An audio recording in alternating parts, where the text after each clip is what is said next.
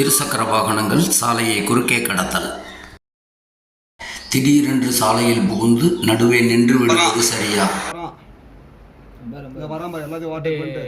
ஏற்கனவே வாகனங்கள் வந்து கொண்டிருக்கும் போது குறுக்கே கடப்பது முறையற்ற செயல். நாம் மட்டும் தான் சாலையில் என்ற அறியாமை நினைப்பில் வாகனங்களை சாலையின் குறுக்கே இயக்குவது தவறு.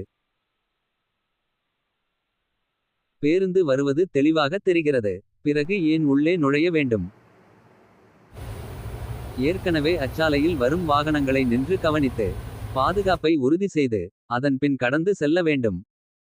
இருசக்கர வாகன ஓட்டிகள் கவனத்திற்கு. எந்த வாகனமும் புறப்பட்டவுடன் 60 கிலோமீட்டர் வேகத்திற்கு செல்லாது. ஏற்கனவே அச்சாலையில் வந்து கொண்டிருக்கும் வாகனங்கள் திடீரென்று நிற்க முடியாது.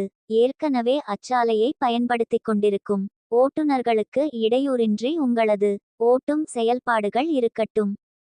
வாழ்க்கை வாழ்வதற்கே நின்று இரண்டு பக்கமும் கவனித்து வாகனங்கள் ஏதும் வரவில்லை என்றால் சாலையை கடந்து செல்லுங்கள். சாலையில் சில மணித்துளிகள் பொறுமை என்பது உங்களது உடல், பொருள், ஆவி அனைத்தையும் காக்கும். வாழ்க சாலை பாதுகாப்புடன்.